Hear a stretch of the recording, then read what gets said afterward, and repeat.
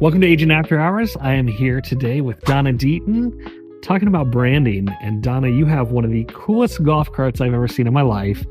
And it's all branded. It is all branded. So tell me a little bit about the background, how you decided to do that. I know you live in a golf cart community, so that's helpful, right? Actually, I don't live in a golf cart Oh, I thought community. you did. No, I don't. That's the ironic thing. I live in a plethora of homes, and we have 4 communities that are kind of all tied together. So there's tons of houses. So a few of us have golf carts. But what started it was we were on vacation, and we were on an island that was golf cart transportation, more or less. And we had such a good time with it, with my grandson, my daughter, and my husband, that when we got home, I said, I'm going to buy a golf cart. And my husband says, but why? And I said, because I want to. We had fun. Yeah. So it was kind of an impulse buy, but it is fun. And we have a ball with it. Halloween is the best with it. So you still drive it around your neighborhood? Oh, yeah, all the time. And I know, like, you brought it to our golf outing. Yeah, brought it to the golf outing. We take it as much as we can, where we can. We have a poker run coming up that we're going to be doing. And that's freaking awesome. It is. It's fun. It's fun. So, and the cool part is it is a write-off. It is a write-off. I bought it under my LLC. Yep. Licensed it. It's completely street legal. So awesome. It is fun.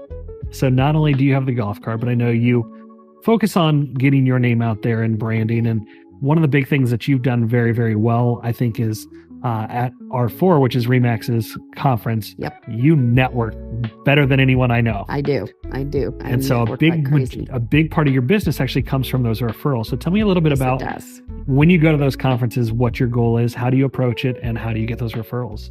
Well, my goal is I start working on it pretty much as soon as they start selling the tickets for the conference. I start working on it at that point, setting up lunches, setting up some dinners, or just coffee, or maybe a cocktail. This last R4, I went and had a neck massage with an agent. We did that together. So I try and set up some meetings for that. And I do go to classes as well. Maybe not as many as I probably should, but I try and go to what I'm going to benefit from, of course. Sure.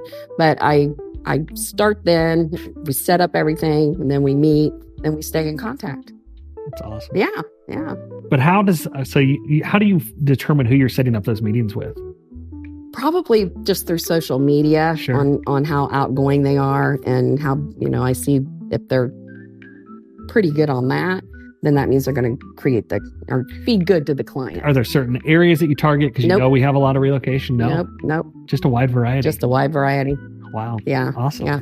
Because most likely people that live in Ohio, they're going to go somewhere else when they retire, because not many people want to stay in snow. Sure. So, do I just focus on the warmer climates? Maybe subconsciously I might, but I also speak with New Jersey, New York. Sure. Just met with a New Jersey agent recently at a Jared James conference, and she and I connected and talked for like an hour and a half. So, perfect. Yeah, you just don't know. Awesome. Yeah. So on that topic, what was one of your biggest takeaways from Jared James? From Jared James, it was a lot about the settlement, of course, but it was more about just focusing and staying on brand and do what you used to do, kind of like taking you back to the basics a little bit. So that helped a lot, because you always forget about that. You get so caught up in things. But it was a great conference for 2 days, and it was boom, boom, boom, boom, boom. And so I've got a whole notebook of stuff that I need to go back and look at. Now you got to put it to paper and say, these are the 2 to 3 things that I'm going to implement. Exactly. So along those lines as well, things that you've done well and getting back to basics. One of the things that I know you do very well, you're on the news quite a bit. I am on the news quite a bit. Actually, I'm going to be on, I forget what day next week. Totally forgot. Whatever day's on your calendar, right? Whatever day's on my calendar. So how did that happen? And how do you prepare for those? Because I know it can be certainly intimidating. This isn't, because we're just having a conversation. Right. But it can be intimidating to be on the news. So It can be, yes. I always know what the subject's going to be. Sure. So then I study that subject, and I try and give myself some bullet points on what I want to talk about. And we try and give that to the producer. So that way, if that news person can stay on those bullet points, it works out really well. But sometimes they get off script, and then I'm like scrambling in my mind trying to think of what I need to say. But typically it's a subject that I know what we're going to speak about. Sure. And they try and keep on that. Well, they stay on those bullet points, not always. But how I got into it, again, was kind of social media. I was a PR person through RE/MAX. And I was the one who communicated the best with her, and we hit it off. It's awesome. Yeah. All right. So shifting gears just a little bit, talking about clients. You are a huge proponent, and I think you do miracle homes on just about every one of your listings. I do. You're one of our biggest donors in our office, so kudos to you and thank you. Thank you. Number one in the state of Iowa. Yeah. So tell me a little bit about your involvement. What made you decide to do it, and what have you seen through CMN? I've always been a charity person, so I've always wanted to give back.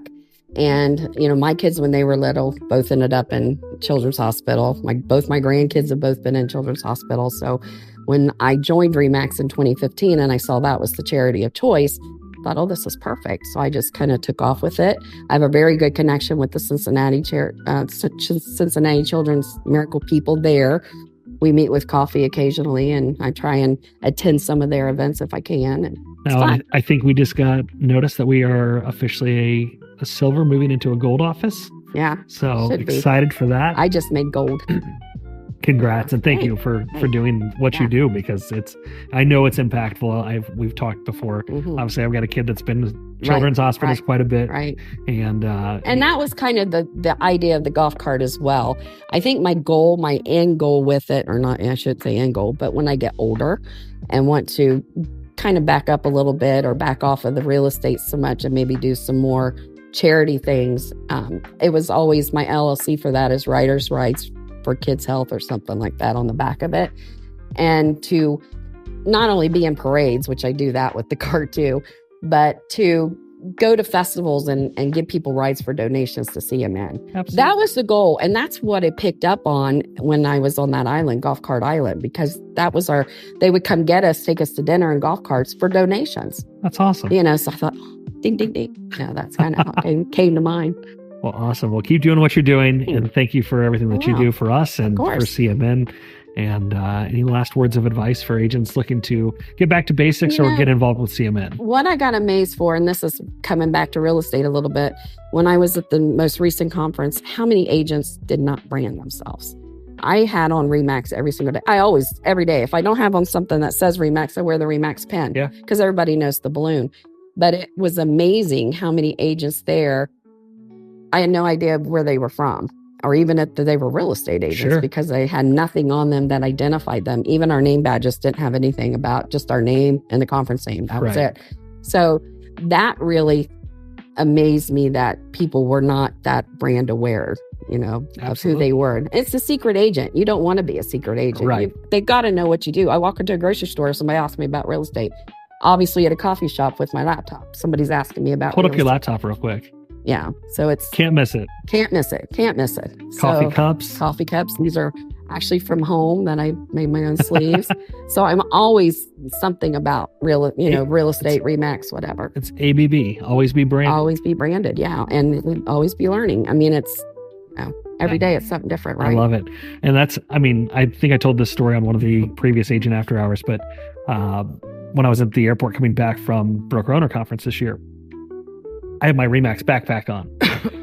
And, I'm getting on the plane, line of people, got a couple behind me goes, oh, RE/MAX. And he's wearing a RE/MAX polo. And I was like, okay, I haven't met this guy before, but I'm like, all right. First, I'm like, what? My backpack. Yeah. Dawns on me. Yeah. And then at the end of the ride, there was a guy, 3 or 4 people behind him, which was Barry from Lake Cumberland.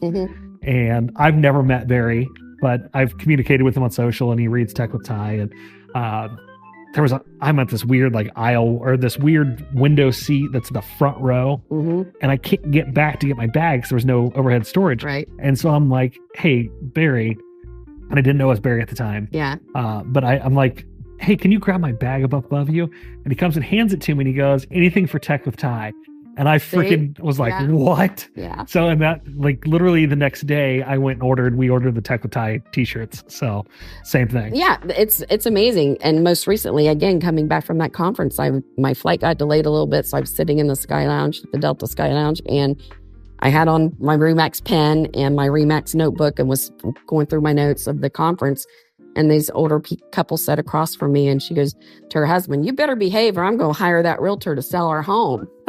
Struck up the conversation. Yeah. Here's my card. And, if you need me, I'm here. And, I found out they live in a different state, but I can still help them. Right. So, yeah. Well, so we got a new podcast table. I bought it on a Facebook Marketplace. Should have been wearing Remax gear, but it ended up, she was like, oh, so, is this okay? And I was like, yeah, we're going to cover it with tablecloth. It's for a podcast. And she goes, what kind of podcast is it? And I said, real estate. She goes, oh, we're looking to sell our house next spring. Yeah. So she's on my list to follow up with. I already sent her all my contact information, website. But yes, if I was branded, should have been, hey. And the golf cart has gotten me listings. Even though I do live in a neighborhood with a lot of other real estate agents. Sure. Still works. Because they know you as the one with the golf cart. They know me as the one with the golf cart. Awesome. There you have it. Go get yourself a golf cart, and we'll see you on the next one.